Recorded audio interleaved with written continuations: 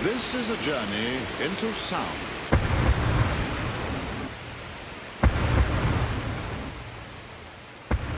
Schmack-a-ma-gob, it's time for me to talk about an album that turns 30 years old today. Yes, on May 25th.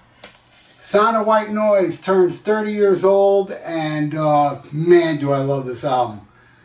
I kind of, you know, when Anthrax first came out with Fistful of Metal, I was there. I loved it. And then I loved Armed and Dangerous. Then I loved Spreading the Disease. Among the Living is the popular one, the one everybody loves. I just like side one. I don't like side two. Same with State of Euphoria. Some of it I liked, some of it I didn't. I hated Persistence of Time. I didn't like nothing off it except that little instrumental before Belly of the Beast. And, you know, yeah, there was Sound of Attack of the Killer Bees and stuff like that. But this was awesome when it first came out. This is what got me back into Anthrax.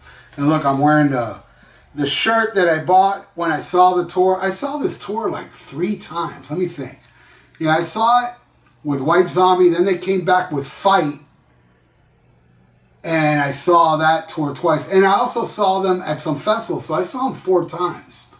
Some festival my friend was working on. He took me. But anyway, I absolutely love this album. There's only one complaint I got about it. And I'll talk about it when we get to that track. But starting right off with Potter's Field. I don't like that beginning though. It takes forever for the song to start in. This is a journey into sound, blah, blah, blah, blah, you know. Takes forever. I like that song when it kicks in. I wish that album just kicked in with that song, you know. Potter's Field is awesome, man. It's where they bury little kids that aren't wanted. And very dark song, but very Anthrax. I hear, you know, they do change their sound a little bit on here, but there's still some thrashy stuff, and that's one of them. Potter's Field is a very, very thrashy song, and I think it kicks ass. Great opener. The best song on here to open the album is Potter's Field. Love it. Then it goes into Only, the most popular song off this album. They dropped the ball with the second single, but we'll get into that. Only kicks ass. It's different, and in the liner notes of Attack of the Killer A's, Scott says that James Hetfield said, Only is the perfect song. And I guess it is. It is kind of perfect. Not thrashy, but, you know, it's a hard driving track, man. I absolutely love it. Featuring Bob from Twin Peaks in the video, who died later of AIDS. Only. Classic, man. And that's the only song they'll do with Joey now. Then we got, Room for One More. That should have been the second single. I know that was a single later on, but great hard driving, killer riffs on that tune. Killer video too, them in this messed up house. Room for One More, man. Badass song, love it. Then we go to Package Rebellion. Probably I don't know, what would be my favorite on here? I would say my favorite would be Potter's Field, really. But then it would be probably Package Rebellion. Let me look at these tracks. Yeah, Package Rebellion. What a song, man. They played it, like, I think just on that show when they had Fight open. You know, I saw that show twice. That was the only times I saw them play that. They didn't play it early in the tour and that festival. I know that. And I was kind of bummed. I was like, wow, they didn't play Package Rebellion? What the hell, man? That song rules. I love how the vocals, you know, go on each side of speaker. Just an awesome song about, you know, posers. You know, Package Rebellion, you know. Love it. Then goes into number 5, the 5th song, High Pro Glow, which was a single too. It was like, I think, the last single on here. And great tune. Great heavy tune. I love that I, back and forth. Awesome song. Awesome video. I absolutely love it. High Pro Glow is awesome.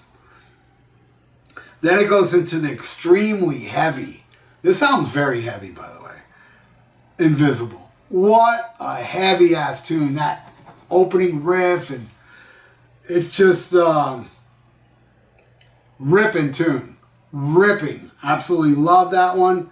One of my favorites too on here, Invisible Rules.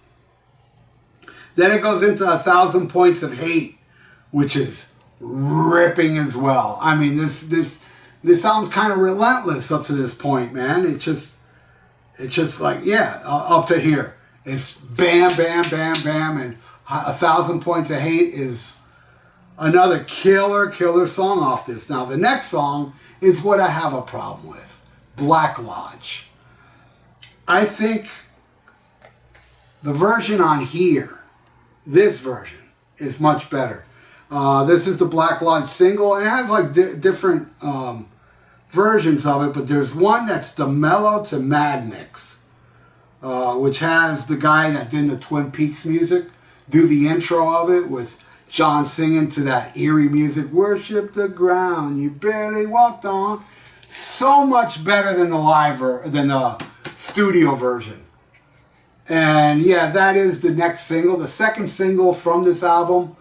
It was a horrible choice for a single. It was the summertime, and it was just, no, man. You should have released that, like, released this version later on after Room for One More. But it's awesome. This version's awesome. This one, it's not that good. I don't really like it. I mean, if it had that version, man, a different intro, it would have been much better on here, I think. All right, the next one is a Sodium Pentothal. Probably my fourth favorite.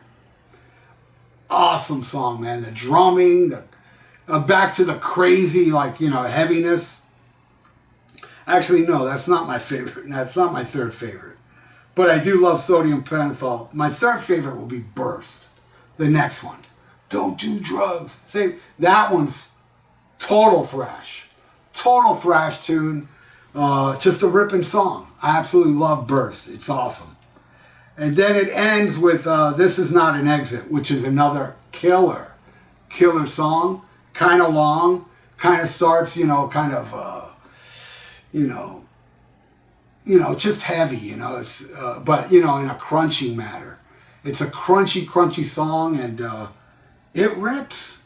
It totally rips. Now, the bonus tracks on this, one of them is legitimate. One of them is Noise Gate, and that was a song that is on, I have so many of these singles. I think it's on this one, right? Yeah, it's on this one. This is the only single, which brings 2 CDs. I believe I had to order it or something. I can't remember. But Noise Gate, and then the last one is Bordello Blood, which is a song from, you know, a movie, you know, the Crip movie that was done many years later. Yet there's so many great songs on these, but maybe the reason they didn't add it on here because they are cover songs. And Bordello Blood and Noise Gate aren't cover songs. Now the cover songs are just flat out amazing on here. I mean, unbelievable. Cowboy Song, the Thin Lizzy song. If you haven't heard Anthrax do Cowboy Song from Thin Lizzy, you must do that. It's so damn well executed. Awesome. And the other one is Auf Wiedersehen, which is a Cheap Trick song. Killer. I know they later redid Big Eyes, and I didn't like it much. I thought, man, they're going to do Big Eyes, it's going to roll. It wasn't nothing compared to their version of Auf Wiedersehen. Amazing. Just flat out amazing. Now, they also did, and it's not on here. Is it on? Oh, it's on this one, right? Yes. This is the High Pro Glow single, and it does a killer, awesome cover of London from the Smiths. That totally rips. Just a badass tune. And then it also has on here Room for One More Live. And here's another one which has Lover All I Can from Kiss. Great cover. Another great cover on here. Then it's got like the Potter's Field remix on this. And that's it. That's all the B-sides they did for it. And they're all amazing B-sides that are just like lost now. You know, you can't get them on anything except if you were around back in the day to get the singles, you know, which I did. I got all the singles for the Sound of White Noise album. Anyway, it turns 30 today. May 25th. Sound of White Noise. Amazing album, man.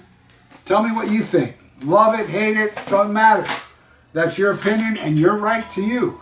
All I know is that this is my third favorite. After Fistful of Metal and Spread the Disease, then I would put this as number 3. I think it's awesome. Now, everything after this,